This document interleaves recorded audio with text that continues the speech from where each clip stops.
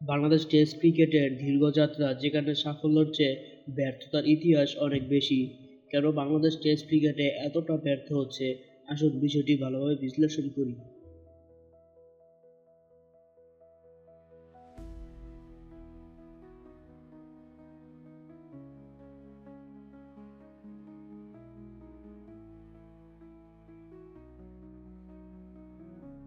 প্রথমত, টেস্ট ক্রিকেটের মেন্টালিটি। বাংলাদেশ দল সাধারণত লিমিটেড ওভারের ফরম্যাটে ভালো করে, কারণ এই ফরম্যাটগুলোতে অ্যাগ্রেসিভ খেলার প্রবণতা বেশি। কিন্তু টেস্ট ক্রিকেটের জন্য প্রয়োজন ধৈর্য, স্থিরতা এবং পরিকল্পনার প্রয়োজন হয়। বাংলাদেশি ক্রিকেটারদের মধ্যে এই মেন্টালিটিকে সম্পূর্ণভাবে গ্রহণ করতে না পারার সমস্যা রয়েছে। ধৈর্যশীল ইনিংস খেলা এবং বোলিংয়ে কৌশলগত লাইন লেন্থ ধরে রাখা, এই জায়গাগুলোতেও বাংলাদেশ পিছিয়ে থাকে। ঘরোয়া ক্রিকেটের মান। ঘরোয়া ক্রিকেটের উন্নয়ন ছাড়া কোনো দেশ টেস্ট ক্রিকেটে ভালো করতে পারে না।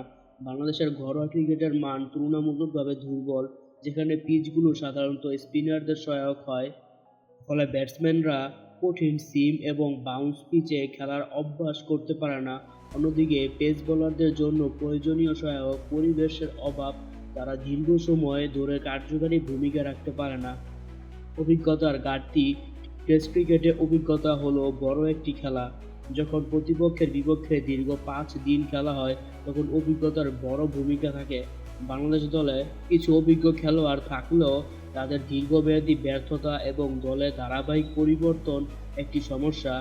নতুন খেলোয়াড়দের প্রয়োজনীয় অভিজ্ঞতা অর্জনের সময় লাগছে, যা পুরো দলের পারফরম্যান্সকেও প্রভাবিত করে। পরিকল্পনার অভাব এবং টিম সিলেকশনের সমস্যা। টেস্ট ম্যাচে সফল হওয়ার জন্য প্রয়োজন সঠিক পরিকল্পনা এবং টিম সিলেকশন।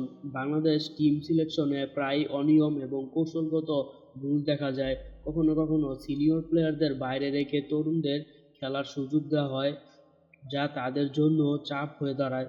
ফিটনেস এবং মানসিক প্রস্তুতি।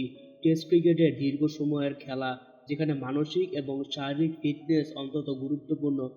বাংলাদেশ খেলোয়াড়দের মধ্যে এই ফিটনেস লেভেল অনেক সময়ই কম থাকে, যার ফলে তারা শেষের দিনগুলোতে ক্লান্ত হয়ে যায়। মানসিকভাবে শক্তিশালী না হলে কঠিন পরিস্থিতি থেকে ম্যাচে ফিরে আসা কঠিন হয়ে দাঁড়ায়।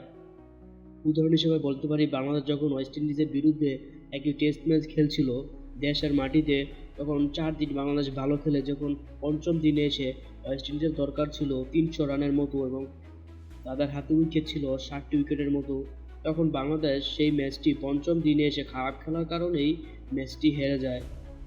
বল হাতে ভালো লাইন লেন্থে বোলিং না করা এবং বাজে ফিল্ডিংয়ের কারণে ওই ম্যাচটি হেরে যায়। সাপোর্ট স্টাফ এবং কোচিংয়ের দুর্বলতা। টেস্ট ক্রিকেটে ভালো করার জন্য প্রয়োজন মানসম্পন্ন সাপোর্ট স্টাফ এবং কোচিং স্ট্রাকচার। বাংলাদেশ ক্রিকেট বোর্ডে কোচ এবং সাপোর্ট স্টাফ নিয়ে অনেক সময় সঠিক সিদ্ধান্তের অভাব দেখা যায়। পরিবর্তনশীল কোচিং ব্যবস্থার ফলে খেলোয়াড়দের জন্য নির্দিষ্ট দিক নির্দেশনা পাওয়া কঠিন হয়ে যায়। দেশের ক্রিকেটে টেস্টের গুরুত্বের অভাব। সবশেষে বলতে পারি, আমাদের দেশের ক্রিকেটে টেস্ট ক্রিকেটের প্রতি আগ্রহ কম। অধিকাংশ খেলোয়াড় এবং সমর্থকরা লিমিটেড ওভারের প্রতি বেশি আগ্রহী এবং উৎসাহিত হয়। এর ফলে টেস্ট ক্রিকেটের প্রতি উৎসাহিত করা যায় না এবং খেলোয়াড়দেরও টেস্টের গুরুত্বের ঘাটতি থেকে যায়। বাংলাদেশ টেস্ট ক্রিকেটে কেন ভালো করতে পারে না, তার পিছনে মূলত অভিজ্ঞতার ঘাটতি, সঠিক পরিকল্পনার অভাব এবং মানসিক প্রস্তুতির সমস্যা বড় কারণ।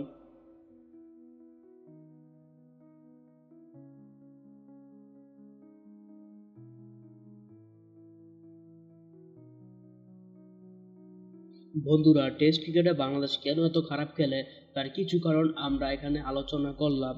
তবে এই সমস্যাগুলো সমাধান করা সম্ভব যদি আমাদের খেলোয়াড়রা এবং ম্যানেজমেন্ট একসাথে কাজ করে। আমাদের সমর্থন এবং ক্রিকেটারদের চেষ্টাই হতে পারে এই অবস্থার পরিবর্তন। আসুন আমরা সবাই মিলে আমাদের দলের পাশে দাঁড়াই, তাদের সমর্থন করি এবং শক্তিশালী টেস্ট দল গড়ে তোলার লক্ষ্যে এগিয়ে যাই।